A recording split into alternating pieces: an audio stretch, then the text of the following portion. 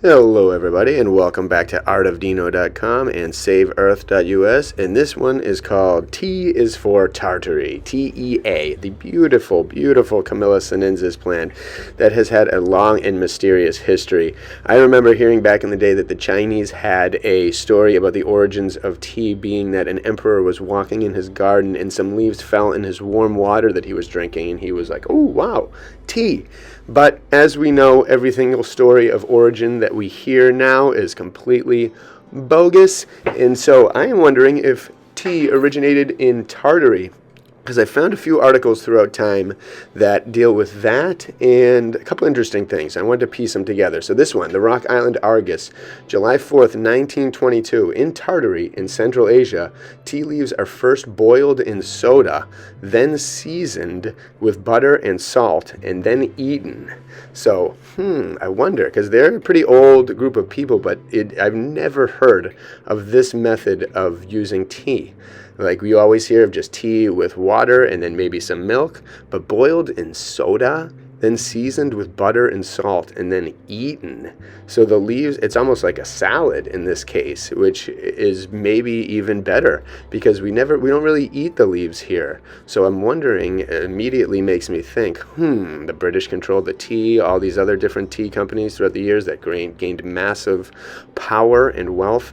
I wonder if they polluted and changed and altered the origins of tea as well. And I'm sure they did because they've done it to everything. But I've never tried this, so if anyone has tried that out there, let me know. I'm kind of curious about that recipe. It must still exist somewhere over in Russia. Then here's another one, Ancient Milk Delivery from 1942.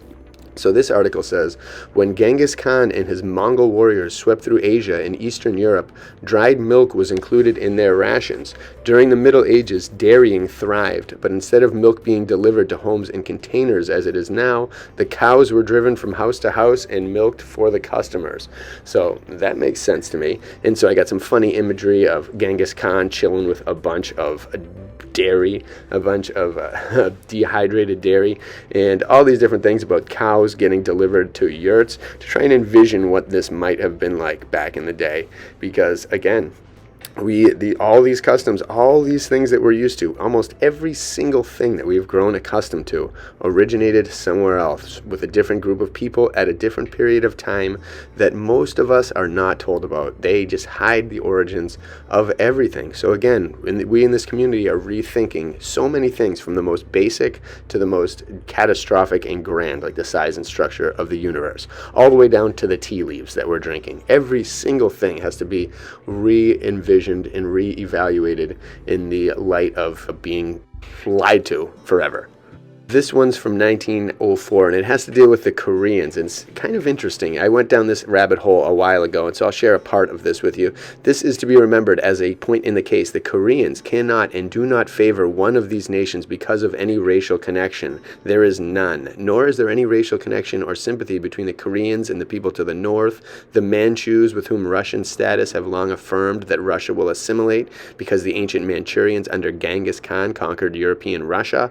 The Manchus are distinct from even the Chinese proper. They are a pastoral people and speak an agglutinative language containing declensions and conjugations, which far removes them, so far as basic traits can do so, from the real Chinese. Now listen to this.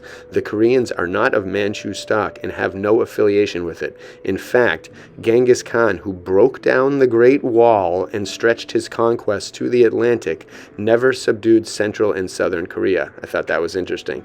Thus the Korean people are as strange considered historically as is their position politically, which is interesting because of today. You know, the South has joined forces with America, but the other ones definitely have not. So I thought that was interesting because I'd been looking for that article for one of the past videos, and I just wanted to accumulate or just include it here as we were talking about Genghis and some tea. So here we go. Enjoy that one. And then last, I've got a cool one about Persian art. So this article is from February 1909. It says Persian Consul Lectures, and I thought this was great considering the Save Earth mentality, because this illustrates it a little bit. Art of Ancient Nations, subject chosen by Mirza Khan, and since it's a Khan, I'm going to call it as part of Tartary too. Although that whole world was huge and unknown to us, I'm going to link them together. A lecture on Persian art was given last evening in the auditorium of the Masonic Temple before the National Society of Fine Arts by Mirza Ali Kuli Khan, the Persian Persian council. And think about that, connected to the Masonic Temple. Very interesting, in the National Society of Fine Arts. All connected, especially back then. Maybe we can dismantle it soon. Mr. Khan spoke first of the origin of art and then gave a sketch of the history of Persia. I wonder if the origins of art are in Tartaria. Probably not. Probably north, way beyond everything.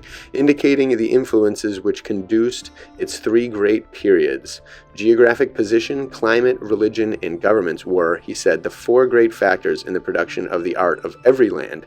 Taking up more specifically the art of Persia, Mr. Khan told first of its ancient architecture, the ruins of which are still to be found in Persepolis, then made reference to the beautiful glazed tiles which take their name in this country from the ancient city from whence, according to legend, the wise men started on their pilgrimage to Bethlehem, the city in which many years before the birth of Christ they were first produced, and finally described quite minutely the art of rug making, for which to the present day Persia is of all nations most famous.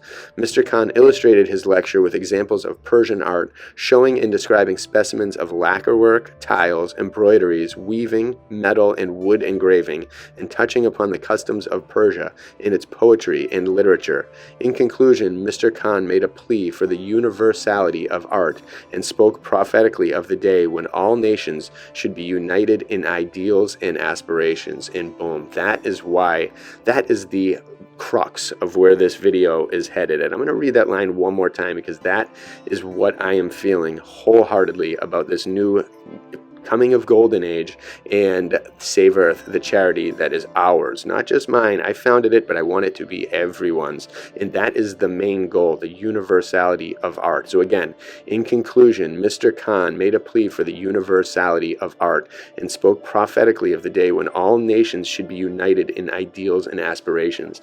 That means no more depressive art. No more just giving up and surrendering art to the liberals. Absolutely not. No more just patriotic art, no more just one art. All arts need to be represented, but people need to get back to the creative spark and realize where this creativity comes from, and it comes with envisioning the impossible. That is the miracle of art. Anyone can take a picture of something that exists, and that's art as well, but the real true power of art comes in visualizing the impossible. The things that no one else can come up with but you. Your uniqueness and your visions and your thoughts and your mind are perfect, and that's what art gives. And the universality of that means not having a few groups of people steering people in the wrong direction, not encouraging teachers to get into this nasty content and just belittling art by producing imagery that just makes people feel like wretched and sad and depressed.